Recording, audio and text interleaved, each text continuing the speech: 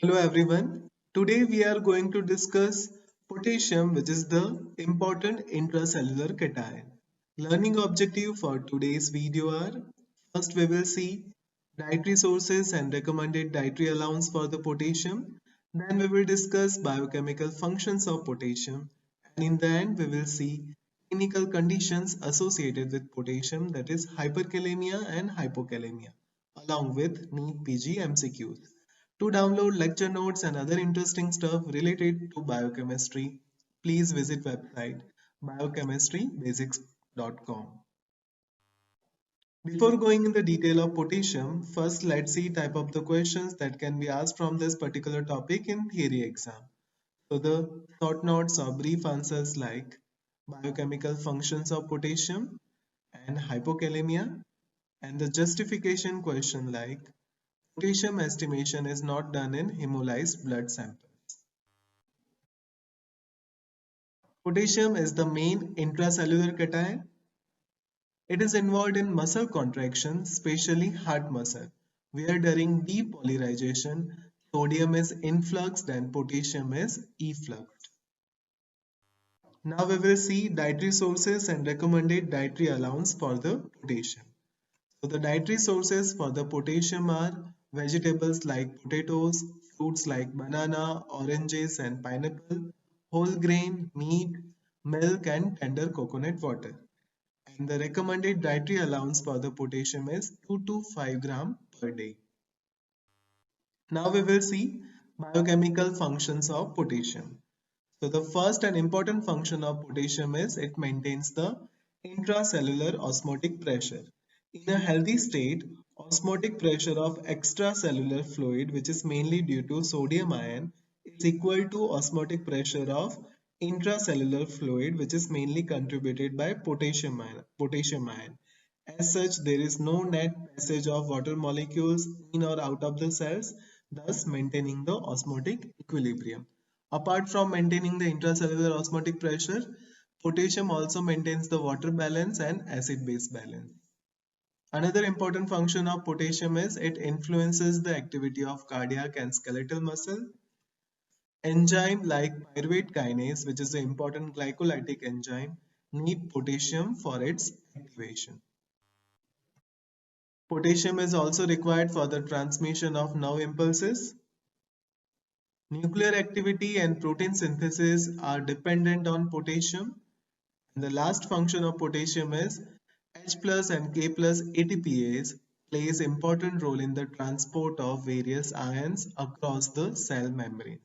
So that is regarding the biochemical functions of potassium. Now we will see normal potassium level. So normal serum potassium is 3.5 to 5 milliequivalent per liter. And potassium concentration in the intracellular fluid is almost same as that of sodium in extracellular fluid. Now we will see clinical conditions related to plasma potassium.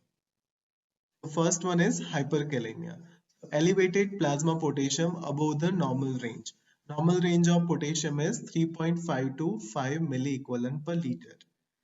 And hypokalemia is plasma potassium concentration below the normal range. So if the potassium concentration is greater than 5.5 milliequivalent per liter, then it is termed as a hyperkalemia, and if the plasma potassium concentration is less than 3 milliequivalent per liter, then it is termed as a hypokalemia. Now we will see both these conditions in detail. First, we will discuss hyperkalemia, and first we will see causes of hyperkalemia. The first important cause of hyperkalemia is renal failure, because there is no excretion of potassium, so there will be the hyperkalemia. Mineralocorticoid deficiency, for example in Addison's disease, again there is less excretion of potassium in Addison's disease. Then cell damage, for example in trauma and in malignancy. Then potassium sparing diuretic. These are the causes of hyperkalemia. Redistribution of potassium occurs in metabolic acidosis, insulin deficiency and tissue hypoxia. Now we will see symptoms of hyperkalemia. So hyperkalemia mainly affects the CVS and CNS system. So the effect of hyperkalemia on the heart is bradycardia, hypotension, cardiac arrest, changes in electrocardiogram which include tall T waves, widening of QRS complex and increased PR interval. And on the CNS, it leads to muscle weakness, abnormal tingling sensation. This is the picture showing the effect of hyperkalemia on the electrocardiogram. As we have discussed, there is a tall T waves, prolonged PR interval, and widening of QRS interval. Now, treatment of hyperkalemia. IV glucose and insulin. Because IV glucose and insulin, it will promote the glycogenesis, that is synthesis of glycogen, which consumes around 0.3 milliequivalent of potassium for each gram of glycogen synthesized. Then calcium gluconate, it is given to decrease the membrane excitability. And in severe cases, isotonic NaHCO3 is given to promote the potassium shifting into the cell. So that is the treatment of hyperkalemia. Now we will see hypokalemia. So first we will discuss causes of hypokalemia. So the important cause of hypokalemia is gastrointestinal losses due to vomiting and diarrhea, renal losses due to renal disease and administration of diuretics, and Cushing syndrome or prolonged steroid treatment. It can cause hypokalemia by promoting potassium excretion in exchange of sodium retention. So that are the causes of hypokalemia. Now, redistribution of potassium can occur following insulin therapy. So in the treatment of diabetic ketoacidosis or diabetic coma, administration of glucose and insulin cause the entry of glucose and potassium into the cell, which results in hypokalemia. And then redistribution of potassium also seen in alkalosis, where the potassium moves into the cell in exchange for the hydrogen ions.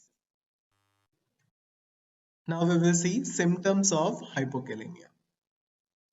So muscular weakness, fatigue, tachycardia, lethargy and confusion. And electrocardiographic changes are mainly scattering of ECG waves like inversion of T wave, ST segment depression and appearance of U wave. This is the picture showing the effect of hypokalemia on electrocardiographic changes. So as we have discussed, there is an inversion of T wave and appearance of U wave. Fine. So that is the symptoms of hypokalemia. Now we will discuss treatment of hypokalemia. All cases should be treated with oral drinks of potassium-rich fluids. Potassium chloride is the commonly used salt. An intravenous replacement with potassium chloride solution in severe cases and this and those who cannot take orally. So that is the treatment of hypokalemia. That is all about potassium. Now we will see NEET PG MCQ. The first question is, all the following statements about potassium are correct except potassium level in the plasma are about 3.5 to 5 milliequivalent per liter. Potassium maintains the intracellular osmotic pressure. In hyperkalemia, increased membrane excitability causes ventricular arrhythmia and fibrillation. Hypokalemia is associated with Addison's disease. Option A is correct. Option B is also correct. Option C is also correct. Hypokalemia is associated with Cushing's disease. It is not associated with Addison's disease. So the correct answer is D. These are my references. Thank you for watching. Please like, share and subscribe Biochemistry Basics by Dr. Amit. And don't forget to press the bell icon so you can get all the notifications from it. Thank you.